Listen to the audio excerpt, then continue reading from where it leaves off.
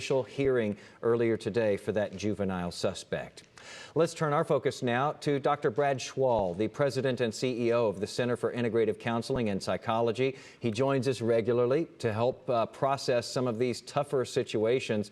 Dr. Schwal, hate that we have to meet this way again, but thanks for being with us today. Absolutely. Let's talk about this because, these are high school students here, but, younger kids see these things play out on TV as well.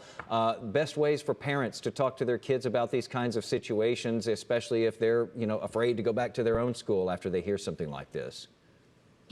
Right. We are realizing that there are many victims from what happened. The bystanders, those other students at the school, staff, teachers, recognizing that there is a secondary traumatic impact, an experience of trauma, even if they weren't right there. And I do believe, and we at the center and our therapists working with kids and teens, we do know that there is an underlying ongoing fear and anxiety. So we are watching our kids. We're helping them express their thoughts, their worries. We're watching for changes in behavior, in their actions, and always making sure that we are in tune with their feelings.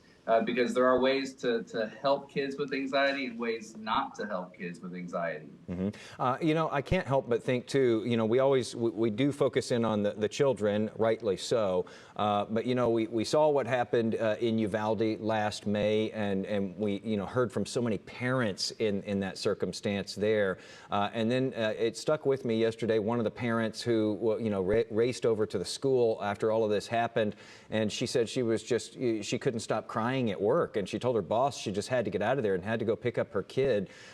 Parents can really be impacted by these shootings as well, and sort of need to get that out.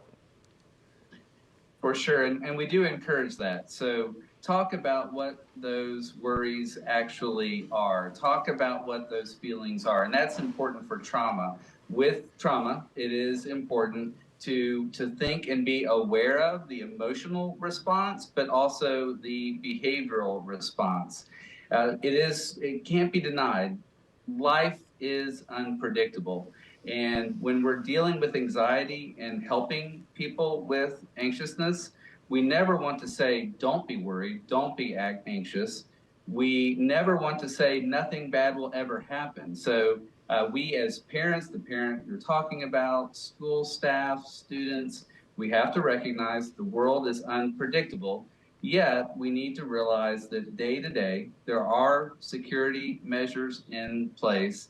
Day to day, there is that safety. So it's this balance of validating the emotion that it's okay to worry. At the same time, we need to go about life with confidence, with a sense of security. Dr. Schwal, before I let you go, I want to ask you about teachers too, because they often get sort of forgotten in this equation when we talk about processing this stuff. They're in the classrooms every day. When things like this happen, this is in their workplace. So, they obviously have those concerns, but then they're sort of the rock in the classroom for the kids who have gone through these sorts of trauma, and they're looking out for how the kids are doing and responding to their needs as well. Seems like teachers are kind of stuck in the middle there and have a really tough position. Do you know of support groups or something that teachers can do? Teachers do need our support, and there's many things we can't control, but we can control how we do support our teachers. I think it's always important to have parent involvement and for parents to ask, what are we doing to support our teachers?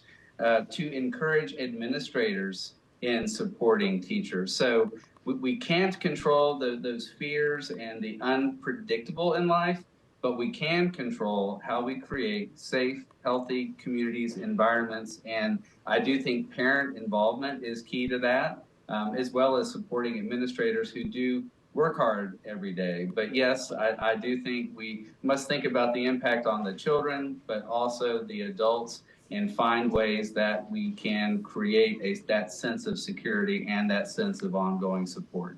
All right, some good timely thoughts today. Dr. Brad Schwal, President and CEO of the Center for Integrative Counseling and Psychology. We always appreciate you taking the time and laying it out there for us. Thank you for having me. Let's get to a developing